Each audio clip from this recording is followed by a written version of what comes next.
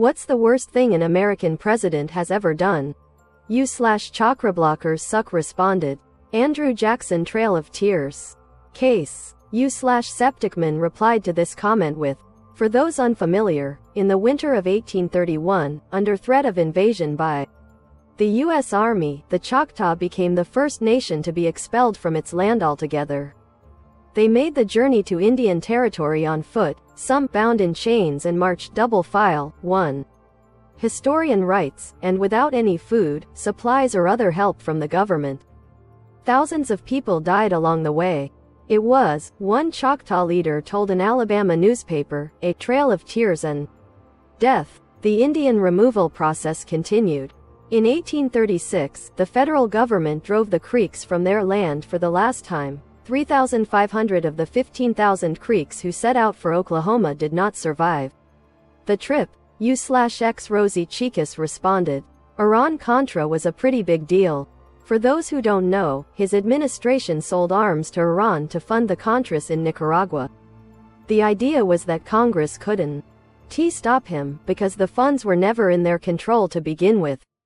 He sold the arms to our enemies, then gave the money to a very violent rebel group with the aim of overthrowing the socialist Nicaraguan government. Also, his lack of response to the ALDS crisis was particularly bad.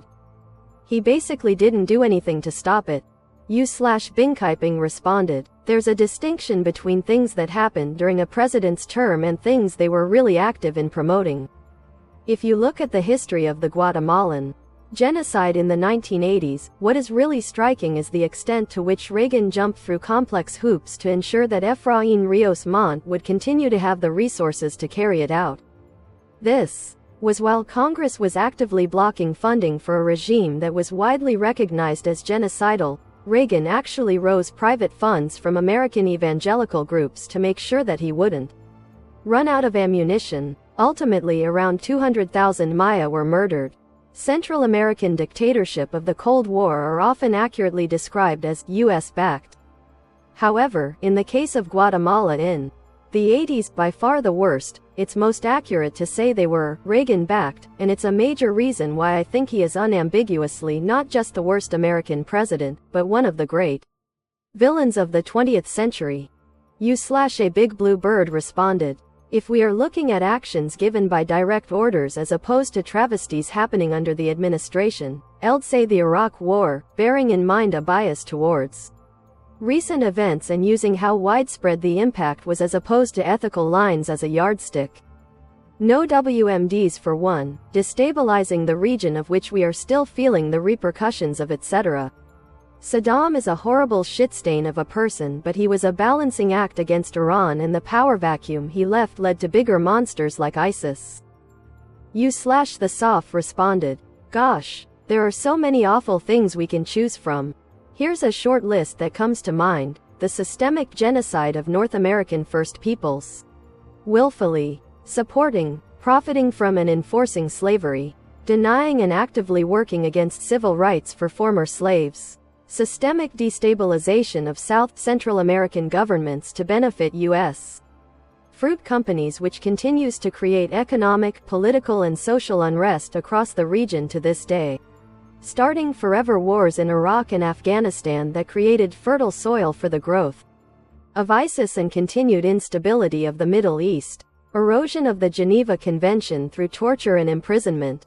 Normalizing error-prone remote bombing using drones and terrorizing people across Afghanistan, treating migrants like animals and separating them from their children who, 6 years later, still have not all been reunited. Destabilizing American democracy through insurrection. Dead Fire responded. Nixon starting the war on drugs, no contest. You could forgive the people who passed the 18th Amendment and the Volstead Act. They didn't know any better. But Nixon grew up during Prohibition, and he knew perfectly well that what would follow from his crackdown on the drug trade would cause a massive upsurge in criminal violence. That's precisely what happened in the 20s and 30s, and it's exactly what happened after the 1970s. You can certainly debate as to whether or not Nixon's intentions were noble. I'm not going to conjecture as to what was in his mind.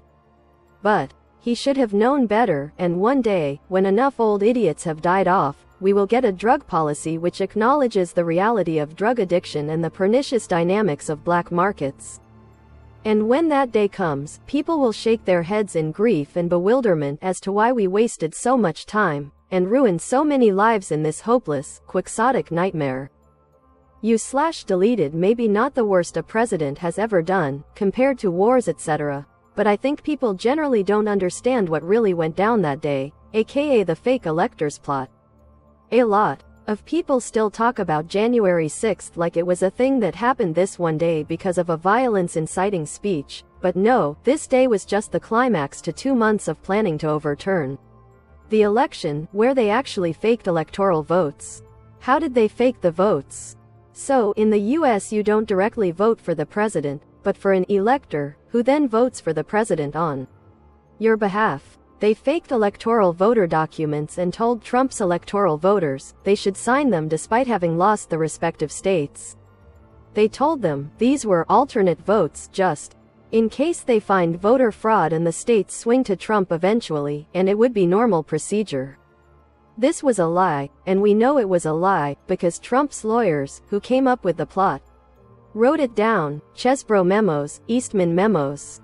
Then on January 6th there was this vote count ceremony in the Capitol. The vice president is the one opening and counting the votes. Trump basically wanted Pence to take the fake votes and use them to dismiss the real ones. And Pence said no. That's why Trump was holding the speech and sending his followers to the Capitol to pressure Pence into counting the fake votes. But these weren't in the Capitol anyway. Why? The votes were sent to Pence's office for him to take them to the Capitol, but a staffer was instructed not to receive them. U/12 dancing bitches responded. Hawaii in general, basically everything we've ever done in the Middle East, dropping 2 atomic bombs on civilians, instigate an insurrection, was a former president. Japanese internment camps, slavery, illegally spying on us and then getting caught by Snowden, start a Twitter war with an international dictator, napalming civilians, trust me if there is a war crime we've done it, eugenics, etc. U/no communication 5562 replied to this comment with, we had a couple conventional options to take besides dropping the nuclear bombs on Japan, which were continue conventionally leveling their cities with firebombing, which wasn't causing them to surrender, and the loss of civilian life was significantly higher than the nukes, or invasion, which would have cost millions of lives. The USA actually produced Purple Hearts in preparation of invasion, but because it never happened, we've had a surplus of the medals that we were giving out 70 years after they were made. It's unfortunate, but dropping those nukes turned out to be the lesser of evils. The post-war nuclear testing that followed at Bikini Atoll is unforgivable, though. U/beautiful_bag 6707 responded. I found this article on Iran's 1953 coup. I don't know how bad or good things would have been had Mohammad Mossadegh remained in power, but we do know removing him led to the Shah gaining power and Islamic extremists gaining followers, which led to the Islamic Revolution in 1979 and the oppressive regime that exists today. Perhaps there would be no Muslim Brotherhood, Hamas, Houthis, or Hezbollah had this never happened. We can thank Dwight D. Eisenhower for this gem. I think they did it for oil, by the way. 70 years later, and we're feeling the fallout. U/Soyon Sirio responded. May I mention the behavior of Franklin Roosevelt at the start of, and during W. Will, and how he prevented the French and the British to take any preliminary measure to restrain Germany just before the war, and then did less than the bare minimum to help us at the start of the war, especially selling weapons and material to the UK at such a high cost before Pearl Harbor that it ensured the UK would be bankrupted after the war. He was also extremely hostile to the Free French who fought bravely in Africa. El Alamein was won thanks to the brilliant defensive battle at Bir Hakeim, and then in Italy. I think the world was lucky he died in 1944, and Truman was the one in charge to finish the war. Also, we can thank people like Churchill and Eisenhower for mitigating the nasty policy of Roosevelt. U/microwaved bowl of TURD responded. All these answers are probably skewed through the lens of time. but if the modern 24-hour news cycle existed and leaks were prevalent, most presidents would look bad through today's lens, except maybe Jimmy Carter?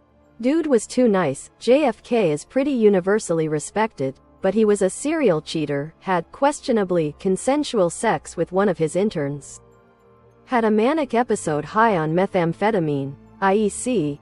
Dr. Feelgood, where he stripped naked and ran through the halls of a hotel while being chased down by USS Nixon ordered a nuclear strike on China while shit-faced drunk. LBJ whipped out Jumbo any chance he got. Reagan literally had dementia while refusing to cede power.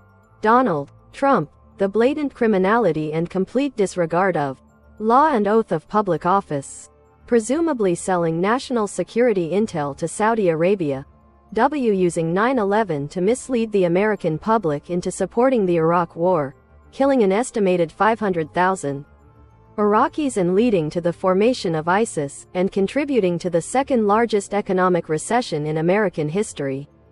Barack Obama's widespread proliferation of domestic surveillance, and massively accelerated greenlighting of drone strikes with inadequate military reconnaissance. Thank you so much for watching this far. Please excuse this AI voice I am saving to get a microphone. I hope you enjoyed the video all the same.